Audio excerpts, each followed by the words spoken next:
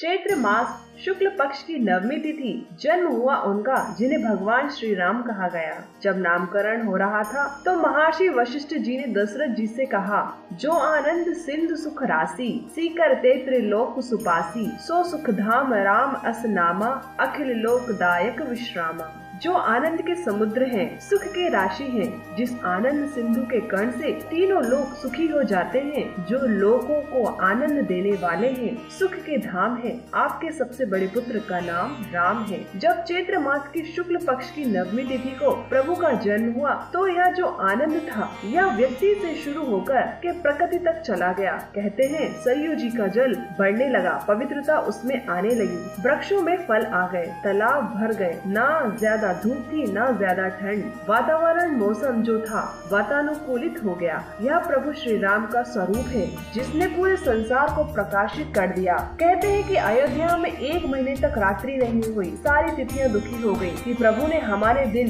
क्यों नहीं जन्म लिया। यहाँ तक कि काल की गति रुक गई। शुक्ल पक्ष ने कहा कि भगवान ने मेरा पक्ष लिया तो मुझ में जन्म लिया। कृष्ण पक्ष को लगा मैं अभागा रह गया। प्रभु ने कहा कि चिंता मत करो, द्वापर में जब कृष्ण अवतार में आऊंगा तो कृष्ण पक्ष में अवतरित हो जाऊंगा, लेकिन तुम्हारे सुख के लिए अभी दिन को रात्रि किए देता हूँ। अयोध्या के नगर वासियों ने इतनी गुलाल उड़ाई कि धरती पर सूर्य का प्रकाश नहीं पहुँच पाया। गोस्वामी तुलसीदास जी लिखते हैं, उड़ई अबीर मनहु और नारी, अबधपुरी सोई नहीं भाती, प्रभु में मिलन आई जनु राती। भगवान जब आए तो इतना आनंद आया कि रात्रि भी उसमें सम्मिलित हो गई। भगवान श्री राम जिनके जीवन को बहुत विस्तार से समझनी है तो पढ़िए गोस्वामी तुलसीदास जी की श्री रामचरितमानस। लेकिन आज की इस वीडियो में सीखने को तो अनंत बातें हैं, लेकिन 5 बड़ी बातें जो हमें सीखनी चाहिए, अपने जीवन में उतारनी चाहिए। लेकिन शुरू करते हैं 5 learning from Lord Shri Ram.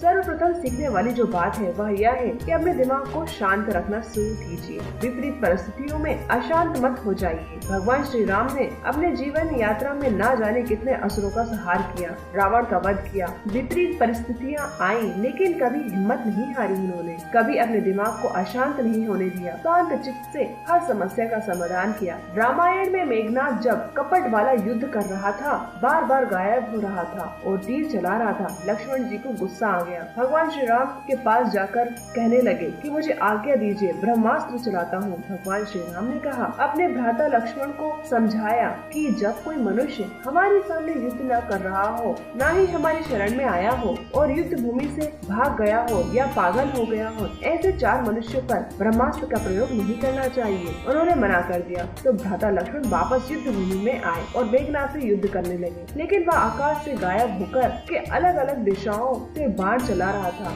उसने शक्ति बाण का इस्तेमाल किया। लक्ष्मण जी मूर्छित होकर जमीन पर गिर पड़े। इस विपरीत परिस्थिति में जहाँ भगवान श्री राम के भ्राता लक्ष्मण जमीन पर पड़े थे बेहोश होकर, तब भी उन्होंने अपने दिमाग को अशांत नहीं होने दिया। उन्होंने अपनी सेना से कहा कि जाकर जाइए, वेद जी को लेकर आइए। सुसेन वेद जी की सहायता से श्री राम जी को मालूम चला कि लक्ष्मण जी का उपचार हो सकता है। संजीवनी बूटी से सूर्योदय से पहले लेकर उनकी सेना में उनके परम भक्त हनुमान जी ने प्रभु का आदेश मानकर संजीवनी बूटी लेकर आए और सुबह तक उपचार हो गया। भगवान श्री राम ने अपने चित्त को अशांत नहीं होने दिया। सबसे बड़ी और सबसे पहले सीखने वाली बात है, चाहे जो सिचुएशन आ जाए, अपने दिमाग को शांत और स्थिर रखना शुरू कीजिए। दूसरी बात जो सीखनी चाहिए, भगवान श्री राम के जीवन यात्रा से जीवन में चरित्रवान बनिए। रावण मूर्छित होकर जमीन पर गिर पड़ा तथा अपनी अंतिम श्वास गिन रहा था। कहते हैं भगवान श्री राम ने अपने भ्राता लक्ष्मण से कहा, जाकर के ज्ञान प्राप्त करके आइए। लक्ष्मण जी से रावण ने कहा कि तुम मेरे सवाल का उत्तर दोगे तभी मैं तुम्हें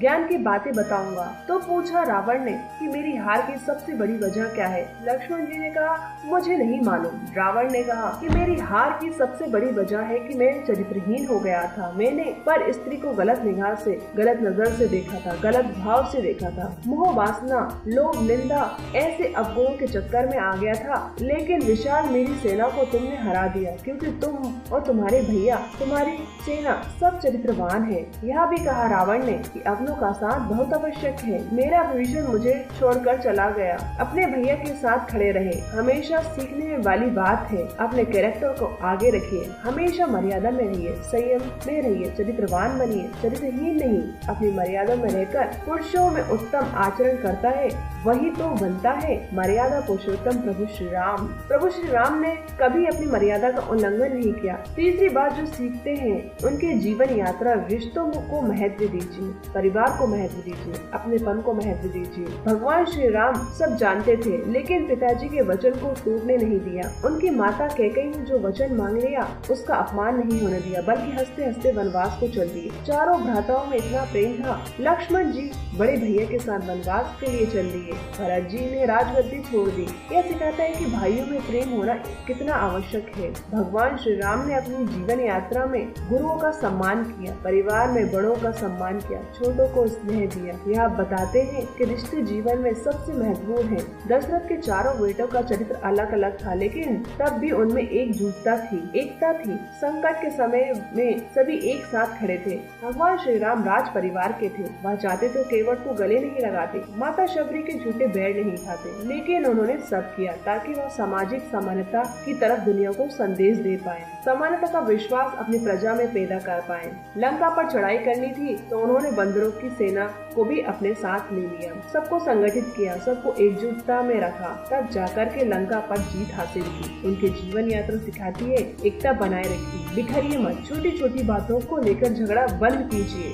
बातें तो अनंत है, लेकिन 5 लर्निंग में जो लर्निंग नंबर 5 वह कहलाती है कि हमेशा विनम्र में बने रहिए, शांत बने रहिए। भगवान श्री राम लंका तक जाने के लिए बड़ी प्रार्थना करते हैं समुद्र देव से, लेकिन वह प्रसन्न नहीं होते। अंत में थोड़ा सा क्रोध भी आता है। समुद्र देव दर्शन देते हैं, लेकिन फिर वह जो रास्ता है वह आसान बना देते हैं। लेकिन अपनी विनम्रता को भगवान श्री राम नहीं छोड़ते। उनके भ्राता उनसे कहते हैं कि भैया अभी आसान कर देते हैं, लेकिन प्रभु श्री राम कहते हैं हमें प्रार्थना करनी चाहिए। समुद्र देव से तपस्या करते हैं। जब लंका में रावण के वध के बाद अगला राजा कौन होगा, तो खुशी खुशी विभीषण को वहाँ का राज्य सौंप कर उसे राजा बना देते हैं। यहाँ तक कि भगवान श्री राम ने रावण को भी कई अवसर दिए कि वह समझ जाए, सीख जाए, सही रास्ते पर आ जाए। वह तो रावण आने को तैयार नहीं था, इसलिए उसका वध करना पड़ा। प्रभु श्री राम के जीवन यात्रा सिखाती है कि जीवन में विनम्रता का साथ मत छोड़िए। जब तक आप विनम्र रहेंगे तब तक जीवन में खुशियाँ, जीवन में अच्छे पल आपके आसपास ही रहेंगे। लेकिन कुछ और बातें जो बड़े काम की हैं।